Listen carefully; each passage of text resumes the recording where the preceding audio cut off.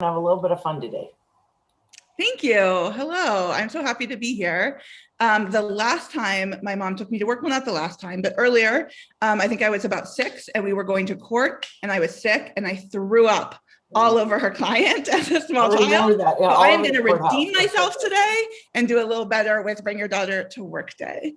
I am really thrilled. I'm going to share my screen and tell you a little bit about myself and what we're going to be doing today. Feel free to pop in the chat and ask questions as things come up. And then most of this, I'm hoping, is not going to be me talking, but us all talking together. So who I am. So my name is Rachel Rubin. I do diversity, inclusion, and equity consulting for mostly Fortune 500 companies, but also for companies of all sizes. And what we do when we're doing that work is we're helping with the strategy, the vision, and the execution of making sure people are treated equitably in the workplace. And that kind of sounds really big. And I heard somebody say to me once that if you can't explain what you do to a kindergartner, you're not doing it right. So sometimes I check myself and I try and think, how would I say what I do to a 6-year-old? And really what it comes down to is every day, what I'm making sure is that people feel like they belong when they go to work. And there's a lot of strategy and sophistication and policy behind that, but that's really what the work that I do. And part of what drove me to this work is, so many of us live our lives in 4 places, right? At home, at school, at church or temple or mosque, but at a religious institution, and at work.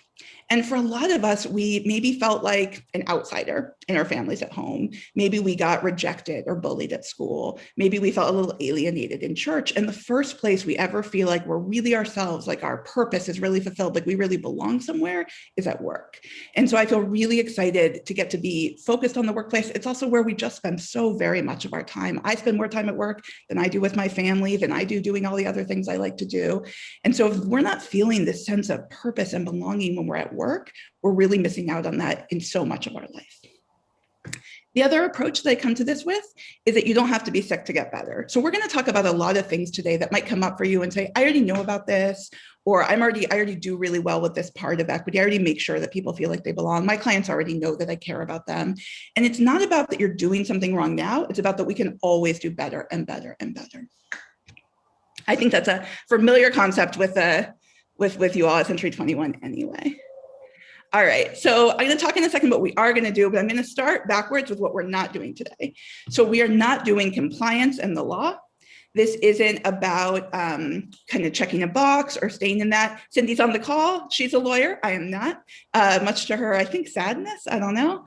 But I'm going to stay away from that. And if a question comes up, she's going to take that one.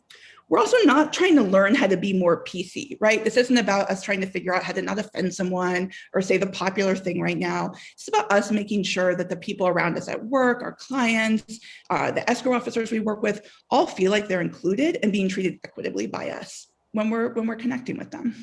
And the other thing we're not going to do is finish. So I think we have an hour or 45 minutes, something like that together today. And even if we had several hours, this work is a journey, not a destination, where none of us are going to finish this work really at any time. We're never going to say, okay, I am a perfect ally. Everybody around me is going to be safe with me all the time. Everyone's always going to feel included. I'm done learning. This is a process that we're all going to do our whole lives, ideally. Okay, so let's talk about what we are going to do. So we're going to center on our own power to foster senses of belonging. When I think about what I want folks to leave with, I want you to leave with this idea that you know how and you believe in your own ability to make sure people feel like they belong when they're in your company. Again, whether that be a client or a friend or a neighbor or someone in your family, but to remind us that we hold the power to do this work. As children, so many of us thought about what we would have done if we had been alive during early American slavery, or if we had been in Europe during Nazi Germany. And we live in a moment right now where we don't have to wonder any longer. We're doing that right now. And so this is about feeling that power and knowing how to execute on it. We're also going to leave with a better understanding of our own identities, our own marginalizations and privileges. All of us are experiencing marginalization or oppression at different times. All of us are experiencing privilege and power at different times. And so we want to understand that better in ourselves. And we're going to share some tools to operationalize this in your actual work. So you feel like you have some tools to ideally sell more houses with this framework. All right, so we're going to start. I want to focus really briefly on some community agreements. Let me see if I can move this. There we go. So the first is to lead with curiosity. So I want us to all try and listen with the same passion in which we hope that we're heard by, right? And this is sort of the 2 ears, 1 mouth model of we want to listen a little more than we're talking and really hold this in. The next is called yes and even if. So a lot of times when we hear these concepts or we're talking about things that can be difficult, having difficult conversations, we have 2 approaches. One is, and I do this one a lot, is yes, but. Someone has an idea and I can yes, but their idea all day. Yeah, but I tried that before and it didn't work. Yeah, but have you thought about this other thing that's going to happen? And what I want us to all work on today is yes and. Yes and, I tried that once. There was a pain point. Let's talk through how we can make that different this time, right? And then I want us to take what if and change that to even if. What if I make a mistake? Even if I make a mistake, it's going to be okay. What if I hurt someone's feelings? Even if I hurt someone's feelings, I know how to apologize and make it better, right? So we're really going to ground in yes and even if. And then the last is granted trust. So in a minute, because we're going to start with a kind of interactive activity, I'm going to ask you all to trust me a little bit and be a little more open than you probably are accustomed to be in the workplace. And if we wait until I've earned your trust for you to decide to open up and go with this, we're going to miss the whole session. So I know I haven't earned it yet. I'm going to ask you to grant it to me, and we're going to take it from there. All right. So this first activity is what's going to happen is I'm going to put a statement up that you're going to see, and then on the next to the statement you're going to see a list of identities. So I'm going to ask you to think about the statement and which of your identities matches up with that statement, and if you feel comfortable to put that into the chat. If you don't feel comfortable, we'll see how it goes. If folks aren't feeling, if that's not populating, we'll talk about taking some volunteers to talk a little bit about it. This will make more sense when we get to that slide. So let me just advance here. Oh, okay. All right. An identity of mine that I think about the most. And so there are some examples here on the left: my race, my gender, my age, my sexual orientation, my mental health, my physical health, ability or disability, my class status, my religion, parenthood, or an identity not listed here. So take a moment and think about what an identity that you have that you think the most about. And I think, Cindy, I'm going to have a hard time seeing the chat while I'm sharing my screen. Would you mind unmuting? Yes, and I am watching the chat. Okay, great. Maybe you can be our, you can read what people are writing? Yeah, don't read the names. I know everyone can see the names anyway, but just read the identities. Okay. Physical and class status, gender, physical, age, mental health. Okay. Is anyone feel comfortable unmuting and sharing a little bit about what they wrote down, or if you haven't written it, but you feel comfortable sharing anyway? Kind of what comes up for you, why you're thinking about that identity the most? Do we send it to everyone or just to you? You can just unmute and speak up. Oh, by the way, do we send this this on the chat? Do we send it to you directly or to everyone? Oh, you know what? That's a great idea. Because we would normally do this as a poll, which would anonymize it a little bit. If you want, you can send it not to me, send it directly to Cindy. So I got a race, gender, and a gender, race, physical health, religion. Okay, great. And actually, instead of just unmuting, if what you can do is go into the chat and put stack, STACK, if you're willing to be called on, so we can ask you if you would share a little bit about what you're thinking. And then Cindy, if you see a stack, you can just call on someone. Josie. Great. So I wrote physical because I'm older and I love exercise. If I didn't work, I'd exercise an hour more at least a day. And I just want to stay healthy, and I feel that physical will help me mentally, emotionally, physically, everything, to live a better, healthier life as I get older. Great, thank you. Jamila? I wrote down stack. Sorry, I wrote down physical because I do exercise daily, but and I overeat daily, so I wrote down physical. Okay, great. All right. Any other stacks? Okay, cool. We'll move on to the next one. All right. I And have I one did. more. Oh, you had another stack? Yes, Tess. Sorry, I got muted. I think about health because I always like to, be healthy all the time, especially with this COVID. Ability is I always like to improve myself every day. So I always like to learn. I like something, I like to learn and I like to explore. Okay, great. Thank you. Thank Okay. you. An identity of mine, I think about the least. And so you all can put, it's all the same identities on here. And if there's something not on here that is something you think about, sometimes, what do we have missing? Sometimes people put education on here. We don't have that, things like that. So you can put this in the chat or you can send it directly to Cindy in the chat.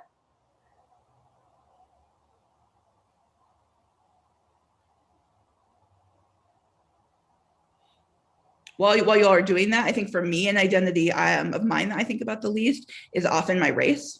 Is as a white person, I don't think a lot about being a white person. It's the dominant kind of racial identity in our culture. And so it's not something I am experiencing discrimination around. And so it's just not something I spend a lot of time thinking about unless I'm trying to be really active and thinking about the dynamics of anti-racism. But Cindy, what are you seeing in the chat? Interesting. I'm seeing asexual and 2 orientations. And then people asking, what does orientation mean? Oh, it's a great question.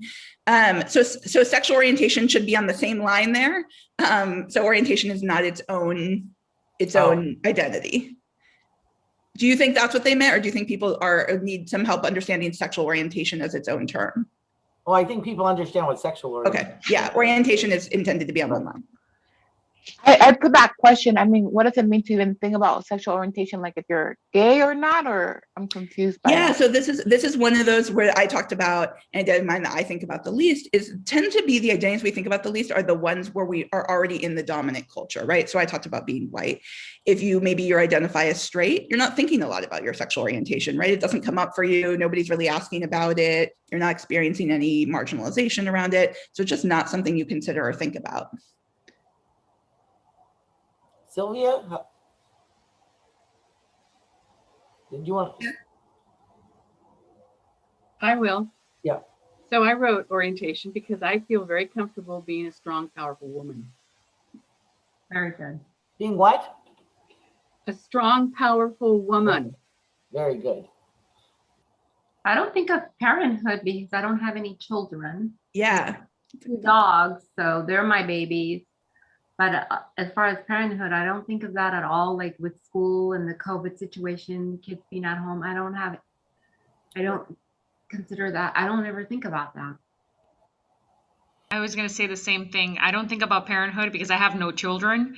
So, but everything else, whether it be one way or another, or whether it be somebody else talking about it, I get bombarded 24/7, like race, gender, age, sexual, orientation, whether the person is, being opposed or, going for it. I'm constantly bombarded with that. So the only thing that I'm not bombarded with is a parenthood.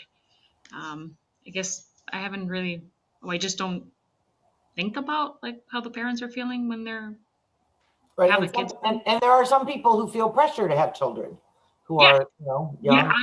Oh, yes. Then yes. No, I have. And that is a yes. Thank you, Cindy. That is a yes too. So I've been. That was a comment in the chat box. So. Yeah. Okay, great. I'm going to go. Is there anyone else in stack, Cindy? No. Okay. The identity that was most important to my family when I was growing up. So for me, if I was thinking about this, religion was really important to my family growing up. Being really grounded in our community around religion and our history and our family's connection to that was really important to my family. Right. Class, money, religion. If anybody that wrote down class or money feels like sharing or speaking up, I know we're asking people to be a little more open than y'all normally are asked to be in the workplace. But if anyone wants to talk about it, this is A lot of. Well, I grew up. I wrote that down. So I was raised really strict 7-day Adventist ever from childhood till high school. We had to worship on Friday night from sundown to Saturday sun up, and so my parents identified with that extremely high.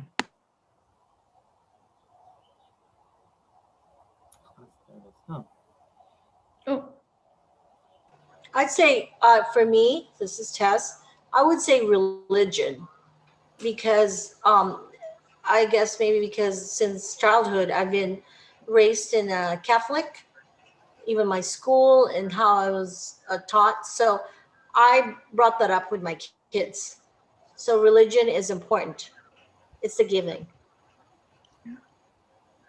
I would say religion too. It's like a part of me. It gives me an identity and it gives me self-control. Everything from religion has been actually positive in my life. So everything's positive. I have no bad things to say about religion. So I'm happy that my parents actually they didn't force it, but they would take me to church and then they would, put videos so that I can understand, my religion. So.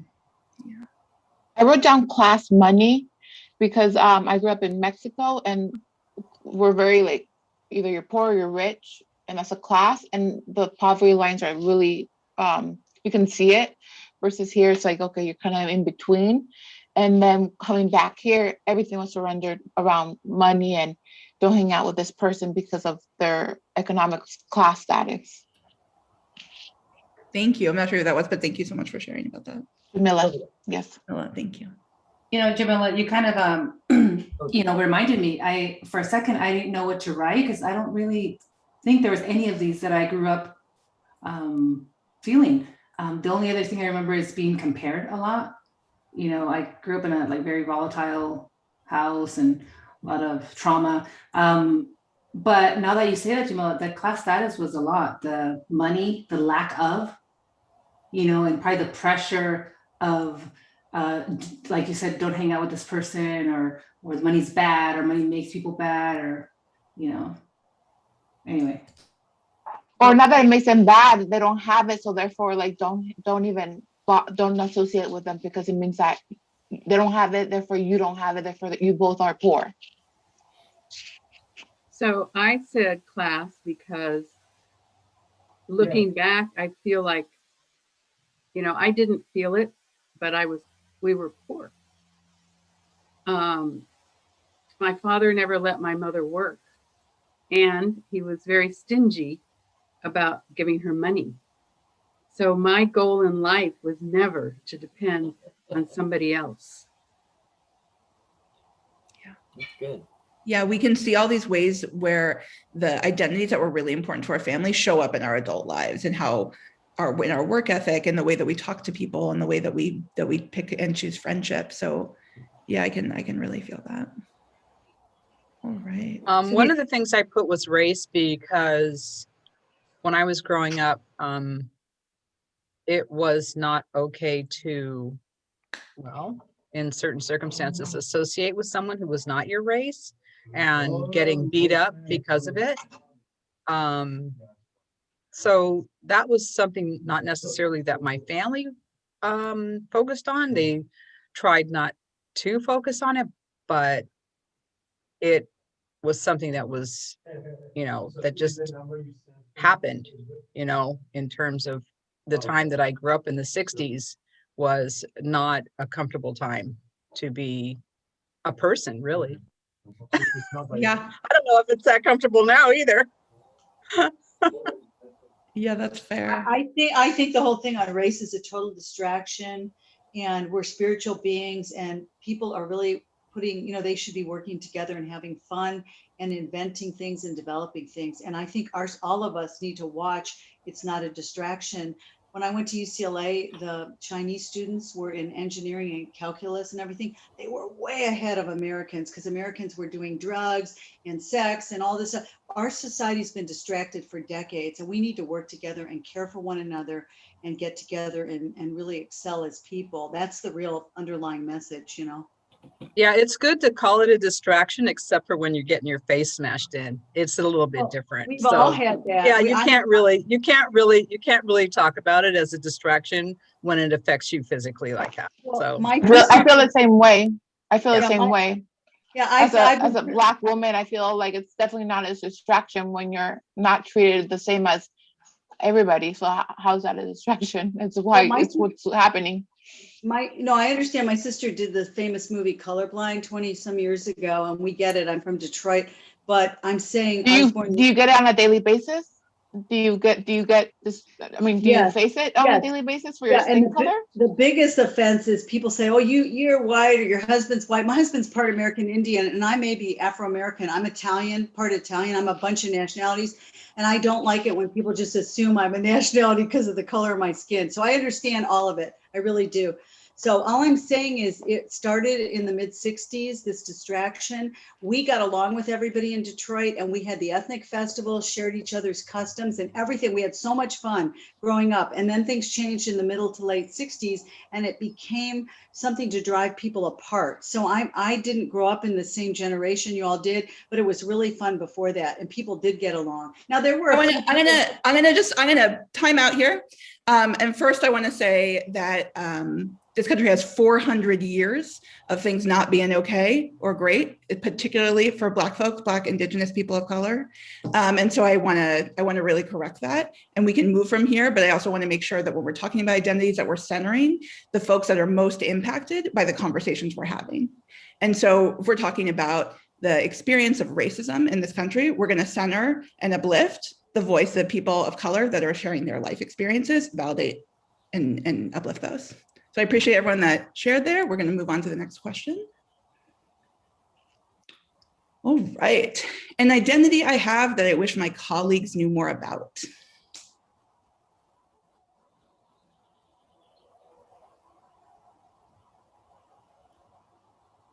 Cindy, are you still doing my chat for me? Yes.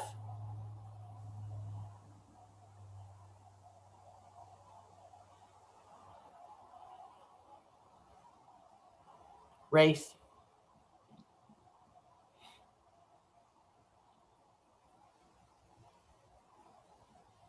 Race, age, parenthood, physical. Anyone that feels comfortable sharing or putting stack in the chat. All right. Jamila? For me, I think I put race, and I think that, until you've gone through race, or like being discriminated for XYZ, or being, for example, in the grocery line, being touched because your hair is different. I think that people can then, relate when you have really gone through it, and been affected by it emotionally, physically. Then that's why I wrote that down. I mean, I don't have many colleagues, I guess it's the Zoom, but just right now, the little incident that just happened right now is like, it's not that they can relate to the childhood, the traumas that that I have gone through, or X has gone through. Even if you're brown or Asian, if you're Asian, the traumas that they have gone is not to diminish their traumas. It's like they have gone through it, not you. That's right. Yeah.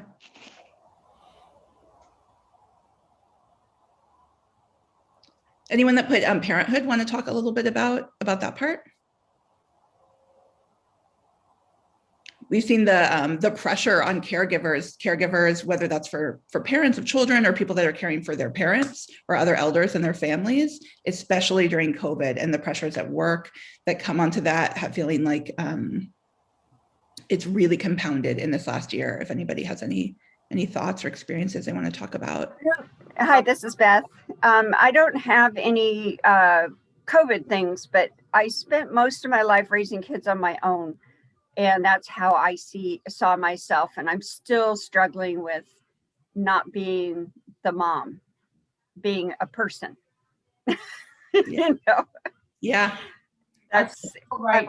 I've always been the mom, and you know, for anybody. And so that's my big thing is it's my turn to be for me, but I still see myself as a parent, obviously. Yeah.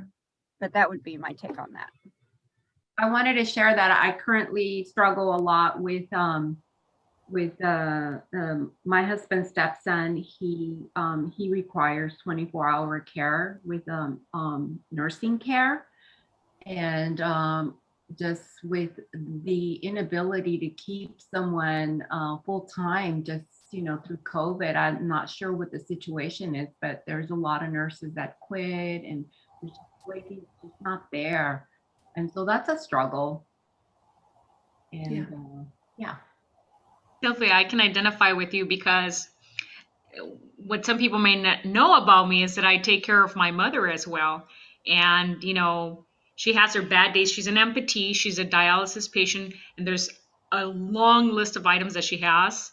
And sometimes she wakes up throwing up or has accidents multiple times. And that's one thing that I'm not only my, people always say, why do you look distracted? And sometimes I am distracted because I'm thinking of multiple things in my head, right? My mother and just different, taking care of the house. I'm a wife. I'm doing multiple things at a time. I'm thankful that my husband is very patient and very calm.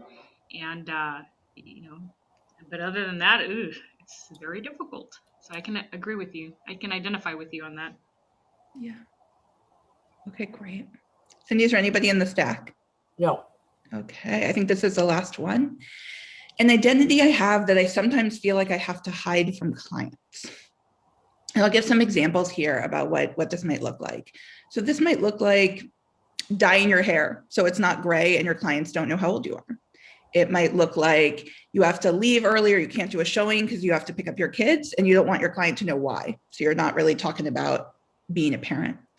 It could be that you can't show a house on a Sunday because you go to church on Sundays and it's just not possible for you because of your religion, or you are Muslim and you're fasting during Ramadan. And so it's not a good time to meet during lunch for an entire month, right? So these are kind of small ways that we're hiding parts of who we are in order to, because we feel like we have to for work.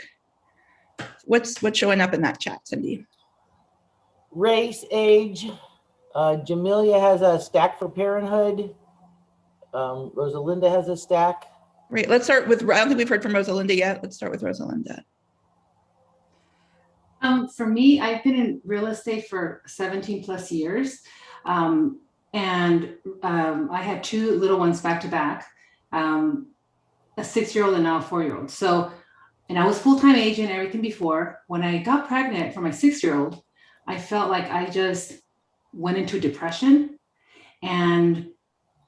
And even though I still wanted to continue doing real estate and everything, and I still had my database and I was still, do things here and there, I felt like I hid.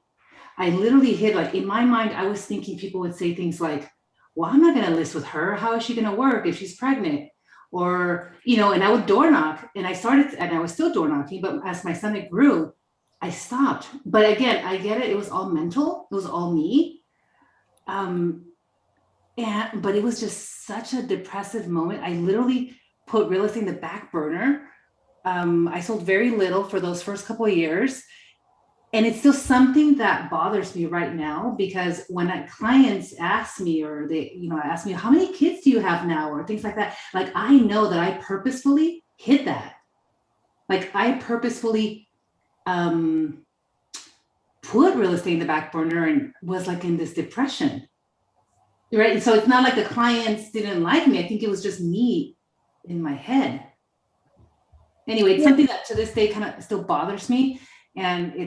And I regret doing that. Cindy, it looks like were you gonna say something? I got 3 more stacks. Oh, great. Okay. Well, I just want to like encourage you to have some grace for yourself around that some of it might have been in your head, but also the experience that mothers especially have around pregnancy is real, and the ways in which they're discriminated against are real. And it was fair for you to put up some armor and protect yourself and your career when you needed to do that.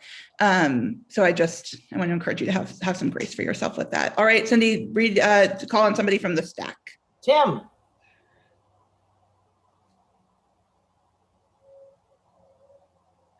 Oh, Tim.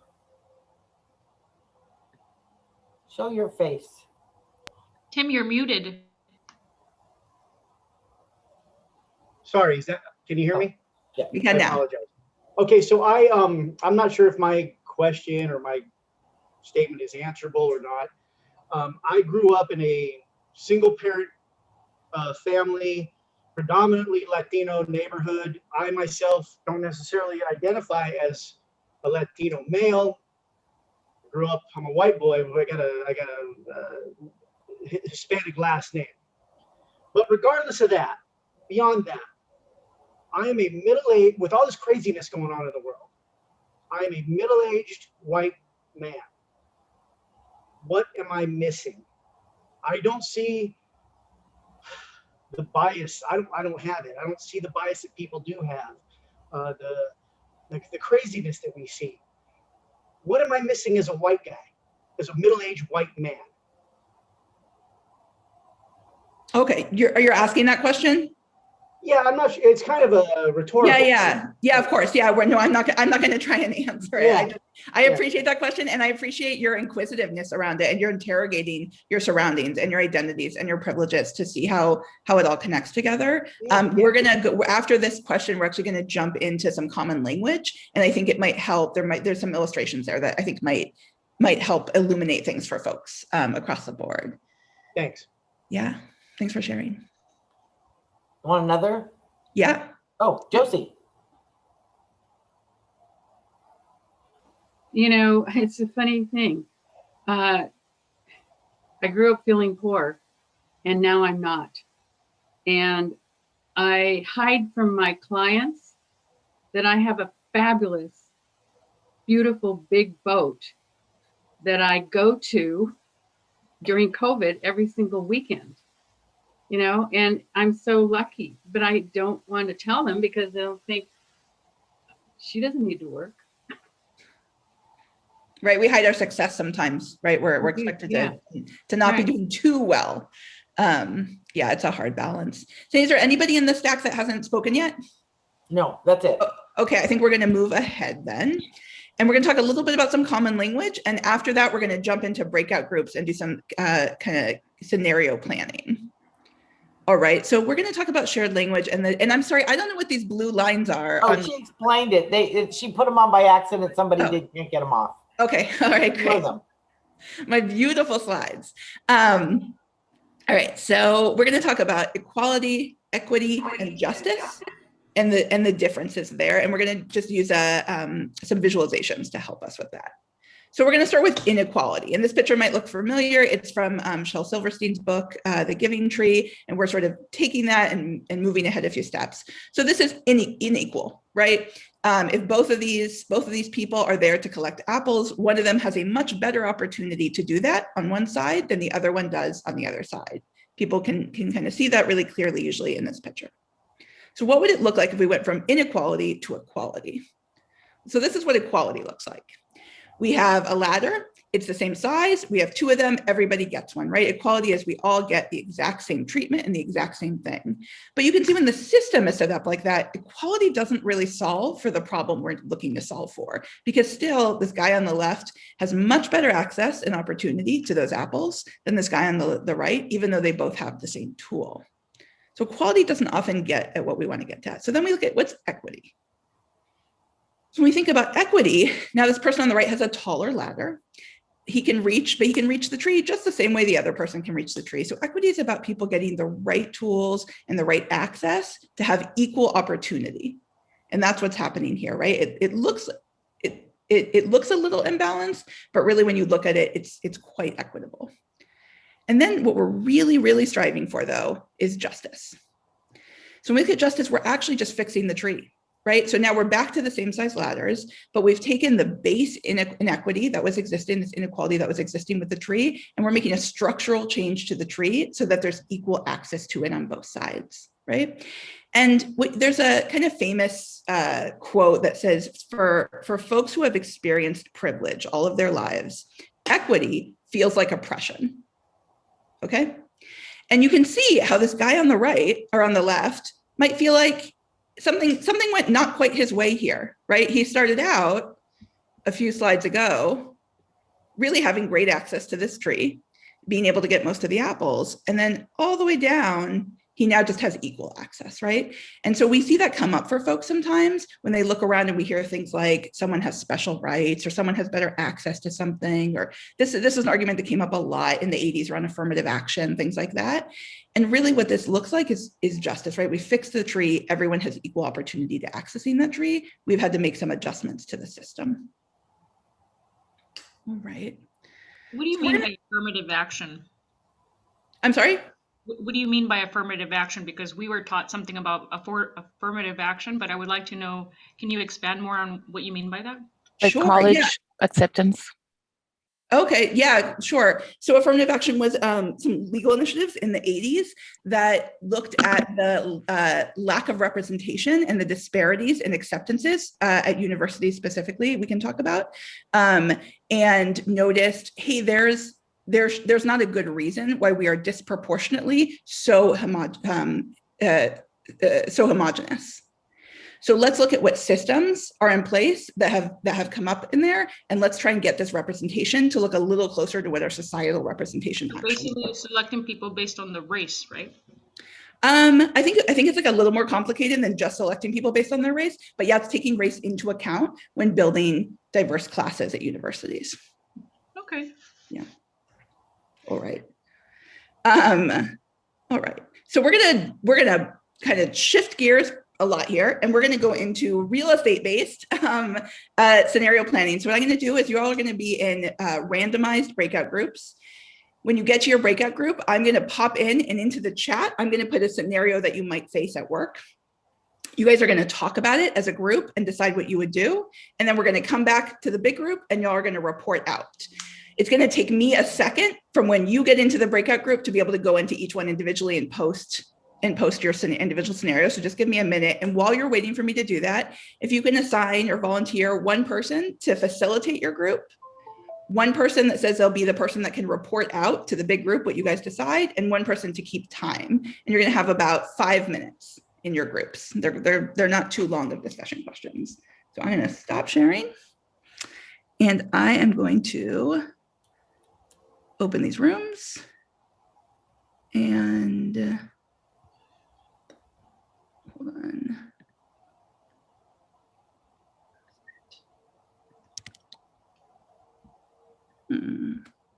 Should be able to just pop it in.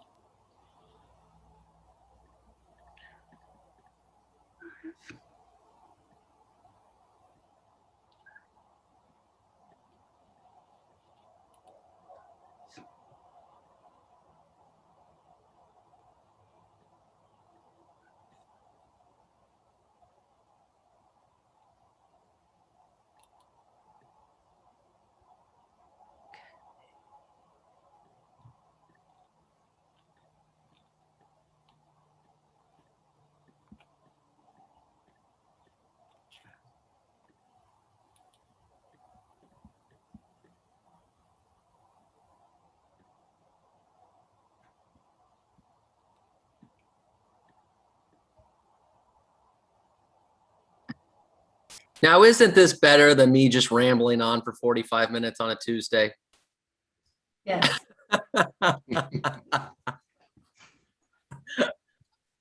Have you been listening, Robert?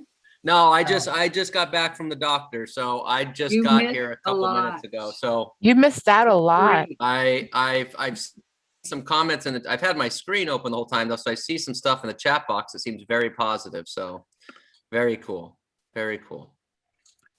She must be having trouble getting people to the breakout rooms. Yeah, Rachel should come here like once a month. Yeah, if we get good feedback today, we'll do a follow-up. This is really just the beginning.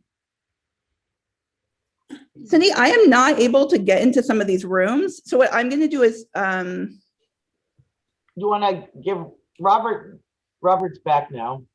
yeah, I'm just trying to join one of the rooms so I can start putting these in. I think because you're not host. And she's the host. I am. Yeah, she is. All right. Are people, let me try something. No one's left yet. No one's left yet. Abigail, you're my test here. Abigail, you're still here? Absolutely, yes. Okay. I see. I need to open the rooms. There we go. It's All asking right. me Now you're getting into your room. your group. Now everybody can go to their breakout rooms.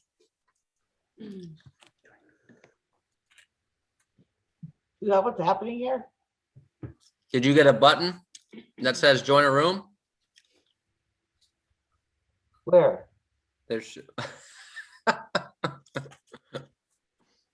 on your screen, there should be something that says Rachel Rubin is inviting you to join room. No, whatever. not yet. Maybe those of us who are left are in the last one.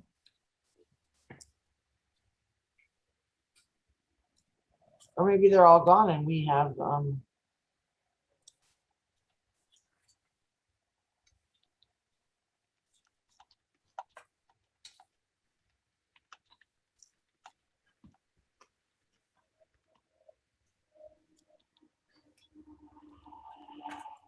You keep dropping them too.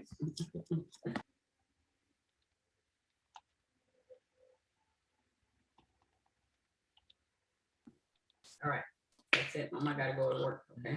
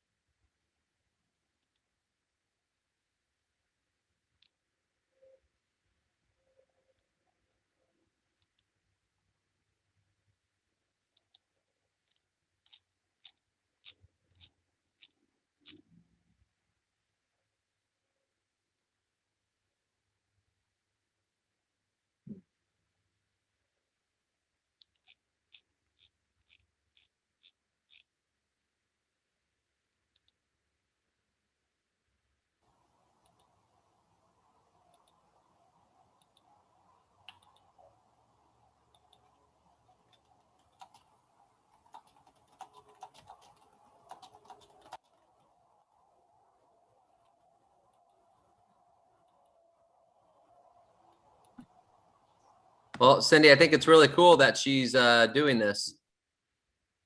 I guess I'm doing something. I feel left out. But I know the topics and they're tough. Well, she put in the chat box the thing. I just haven't joined the room because I just got here, so I'm not quite sure what what they're discussing.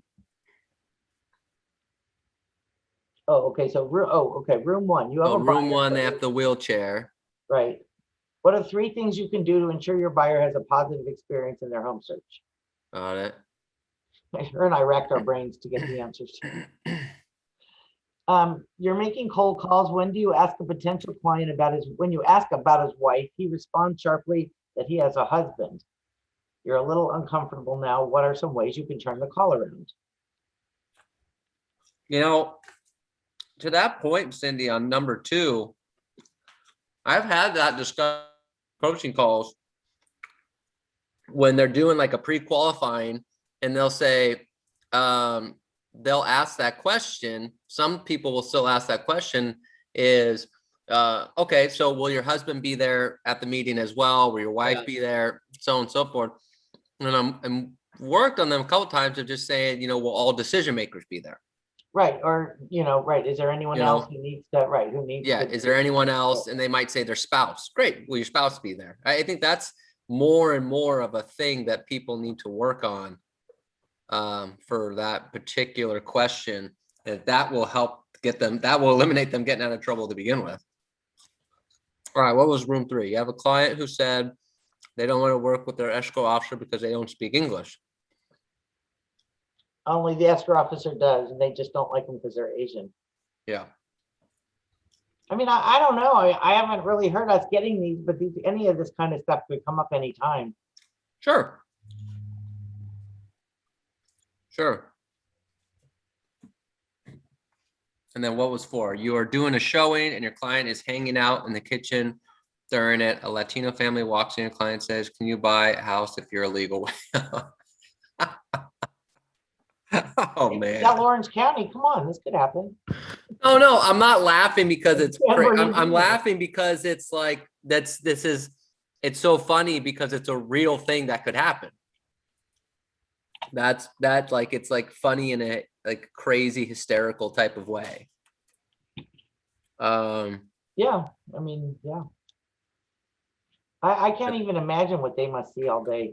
You know, I spend my day correcting people who say they speak Chinese, but that's it. Yeah. So are you all healthy? I mean, it's good. You know, I didn't know Neil was today, so we booked this appointment. Both Amber and myself booked this appointment a while ago, and so, and I actually, when you initially said when Rachel was going to do it, I was like, oh, cool. And then yesterday, when you said, yeah, there's going to be breakout rooms, I went, oh shoot.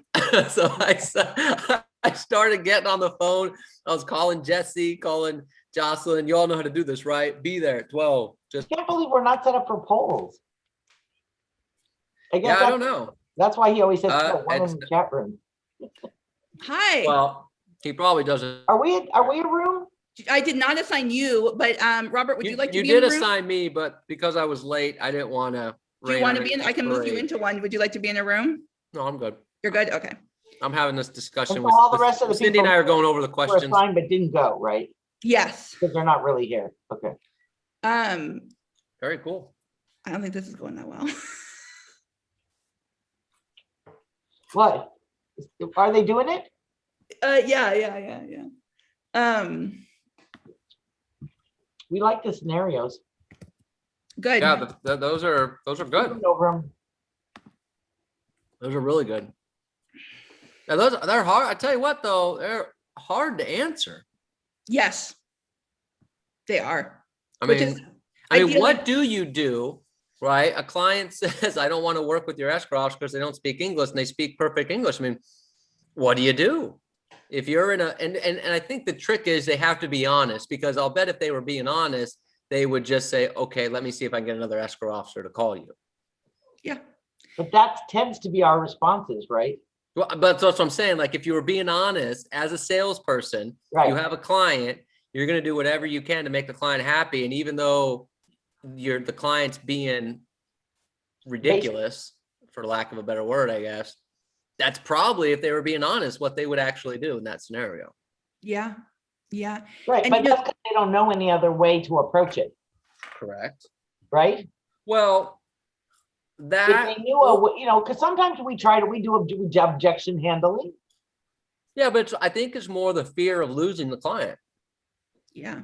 So even if handle it, I think many people would try to handle it. I think Yeah. most people would just say, well, if I try to handle it, I might lose the client. That's my payday.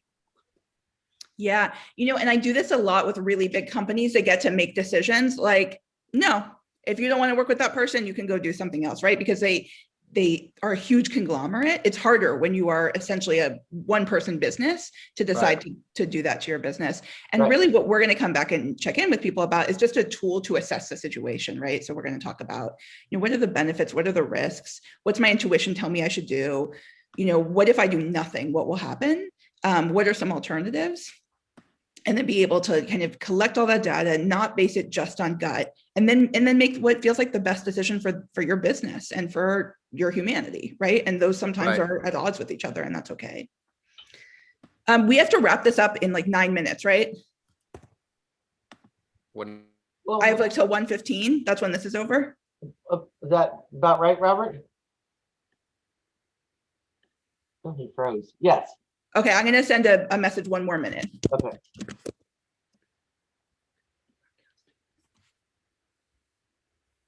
How are you doing, Cindy? I'm fine. Are you okay? Yeah, I don't think this is going very well. I don't think this is going very well. They like it. I don't know. It I doesn't got a seem lot like of they good do. comments. I don't know how these normally go though, so. Okay. All right, I'm closing the rooms and bringing people back. All right. Oh boy. They have about a minute to actually leave, so they'll trickle in.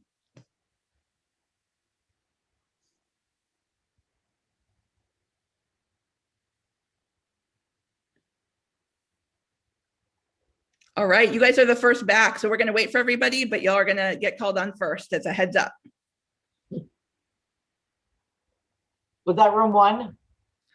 I don't know what numbers people were in.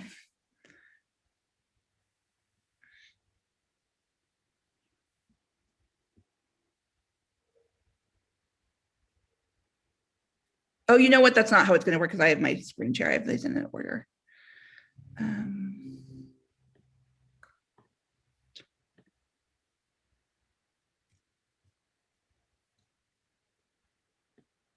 Mom, will you be able to tell me, because I'm back to sharing screen, as people are coming in, like when we have a critical mass?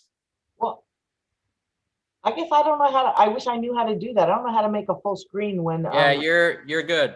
You're good Okay. now. Folks are back? Okay, great. Thanks everybody for coming back. I didn't see this one on the chat. We only have a few minutes left. This has flown by. So I want to hear what you all think. So we're going to start with what the scenario 1. It's possible groups did the same groups. There was overlap and 2 groups did the same scenario, which is fine. I want to hear what both groups have to say. But who did scenario 1? You are working with a seller that has a Black Lives Matter sign on their lawn. You're worried that it might deter buyers. What do you do? What group tackled that one? Me. Oh yeah. Okay, can you tell us what you all thought?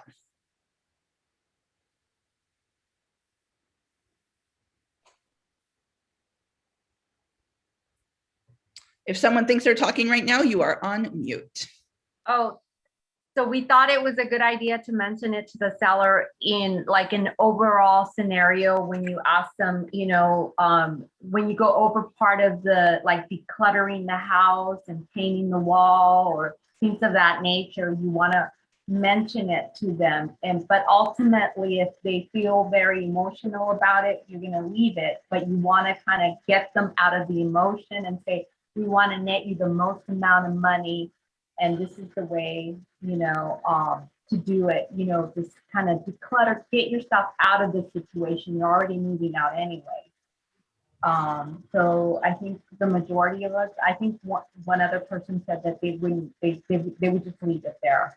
And so that's what. Yeah. Any other thoughts that are different than what we just heard? Anyone that feels strongly that they want to say something here? I wanted to say something. We didn't have those questions, so we were talking about other items, but we did not have the scenario number 1 or number 2. But as you're asking this question, I would probably not, I wouldn't ask them to take them down just because I don't believe in the Black Lives Matter movement, even though I do have friends that are Black and I understand where they're coming from. I would not have them take down the sign because that's their personal opinion. It's like, for example, when I'm Christian, but I wouldn't walk into a Catholic house and say, take down that, you know, the Virgin Mary, you know. Yeah. I've sold properties and they've had, you know, some people, like, for example, I just sold a property where the child had FU like on the wall. We just didn't take a picture of that bedroom. And when I'm doing an open house, I would just cover it up and let's just go. Let's sell this property. Let's be neutral, you know? Yeah, I think that makes sense. I think what I don't know anybody's name, but the person that spoke first is just right. Is y'all are the experts. People are trusting you. Sylvia, thank you. To let them know what's going on, right? So saying, hey, this is a landscape of what's going to get us the most offers. What feels right to you? I'm going to support that decision. And we're going to get you a buyer no matter what. But I think that's exactly right. All right, let's go to scenario 2. So we couldn't get creative with this? Uh-oh. Like, we wouldn't be able to get creative with this. Tell me this is really wrong. What if, like, literally you guys just, what if somebody just takes it down accidentally? I don't know, someone anonymous, and then puts it right back. Is that really wrong? Like an agent? I didn't say anyone. I just said, Okay, like a stranger. Well, obviously, like, you can't control what strangers are doing to other people's That's the properties. whole point, But if right? you mean in like you as a seller's agent taking that down, I think that's I didn't probably say me. frowned I didn't- upon wait, in not- general. Cindy, do you have like any No, legal I agree advice on with that. this? You would not, you would have to talk to them first. You would not ever remove something from a seller's house without their I'm permission. outside. Hold on. This is outside, not inside. This is on their lawn. Well, it's still part of their property. Yeah, no, you can't do that. But can you see there's a lot of light, so I'm just gonna turn up, I'm just gonna put the blinds down. I'm just saying get creative. That's all. I Yeah. mean, that's pretty much it. We're gonna move I on to think at the scenario end of the 2. story, you're their trusted advisor and you're hiring you for your expertise and Yeah, you're but advising them. that's why. It's like Okay. what Abigail said, you wouldn't remove the cross though. You have to respect their at the end of the day, you have to respect their beliefs. Of course not, but you're trying to declutter it and say, you know, you're taking it with you. I would. I'm sorry. I would. If I'm doing an open house, whatever the situation is, and I have somebody coming in, I'm going to take everything off and then put it right back on. That's what I would do. That's just me personally, though. All right. Scenario 2, you have a buyer that uses a wheelchair. What are some things you can do to ensure your buyer has a positive experience in their home search? Did anybody have this one? No, we had the one where we were showing the place and the Latino family walked in. Okay, we're going to get to that one. So I'm Yeah. going to skip over this one. And if I get invited back, we'll dive into some things you can do here, but I'm going to skip it for now. Scenario 3, you're making cold calls when you ask a potential client about his wife. He responds sharply that he has a husband. You're a little uncomfortable now. What are some ways to turn the call around? I'm pretty sure someone had this one. We had that. Camilla and I had this one. Yeah. I didn't have any words to say. I would have been on the call like, oh, okay. But then James coached me through it. What you would say, you could either say, okay, great. Will he be there at the appointment? Or either you can say, I apologize. Fantastic. Will he be there at the appointment? So you can, by apologizing, you can either add light and respect their, that you have offended them, or just bypass it and say, okay, I think great. it's really, I'm sorry, Jill Miller, I didn't mean to interrupt. I think it's really just a matter of your preference. If you, a quick apology never hurts. I apologize for assuming. Is he going to be there? You know, or is she going to be there? Whatever the case is in that role would be my natural response. Just to make sure that I'm aware enough to know that I might have potentially offended somebody, but I want to continue the conversation. I think a lot of people's natural reaction would be to bail on that call as quickly as possible, because you potentially offended somebody, but that's not necessarily always the best option. But I'd love to hear some other things about that. We have just 2 minutes, so I'm going to fly through this. Coach James, that's exactly what I would do too. I think a quick apology for making an assumption and then moving right along is the right thing to do. And it is shocking how quickly that can actually just really turn the call around and land a client. It shows awareness, I think. That's right. Okay. You have a client who said they don't want to work with their escrow officer anymore because they don't speak English. Their escrow officer, May Chang, was born in the US and speaks English perfectly. What do you do? We had this one, and what we kind of really is kind of an ambiguous question. Why don't you want to work with them? It's not just because you don't want to they speak English, but just keep asking questions. Get to the actual root of what the issue is. As escrow offices, they're not a one-man show. It's usually a couple of people at least. Maybe we'll just change the escrow officer who's dealing with this particular person. Yeah, that's kind of where we were. Yeah, I appreciate that. So, you know, this is a hard question to grapple with because it can be, this is my client, this is a lot of money, I need this client to stay happy. Let's just make this change. What are we going to do here, right? Versus, wow, this is a real serious value of mine, and I don't believe that this is right or fair. And so how do I navigate that? And a tip that we give folks is to use an acronym called BRAIN to help make these kind of big decisions. So to run through it, it's what are the benefits? What are the risks? What are the alternatives? what is my intuition telling me I should do? And what happens if I do nothing at all here?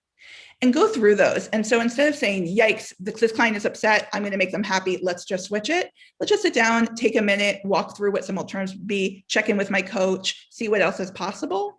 And then, you might make the same decision. You might decide, let's just switch the escrow agent. It's the only real thing I can do here. But at least you put some thought behind kind of what the alternative possibilities are and seeing if something else could be done. Rachel, we don't think about her job. Like, we're taking away her job because of that she has already worked in halfway through the transaction. Yeah, Cindy, can you help us understand what the kind of how that works with the agency? You can. Am I unmuted? Yes, you can talk. We can hear you. We have had to move escrows in the middle for one reason or another, not for something like this, but for other kinds of reasons. They think the escrow officer made a huge mistake and they don't trust him anymore. You can transfer escrows. The escrow sends the deposit. Everybody transfers the escrow. It's doable. Okay. You could also make somebody else the point of contact. And also, ideally, that's not what's happening here. Ideally, you're able to have this conversation. And we do what we do a lot in my consultancy is called bystander intervention, which is how do we have a calm conversation with someone that doesn't make them feel alienated, doesn't make them feel disrespected in their own belief system, but helps us move along with something that feels like equity and inclusion here. And we don't have time for bystander intervention here, but that's ideally what is happening, is that they know that you're not taking business away from an escrow agent who's done nothing wrong because of someone's racism, right, or xenophobia. All right. Okay, number 5, you're doing a showing and your client is hanging out in the kitchen during it. A Latino family walks in and your client asks them, can you buy a house if you're illegal? What do you do? So our group said that we would immediately, well, Tess said, she immediately take charge and include and ask them if she could help them. Not even to really address the question, but ask them if she can help them in the future.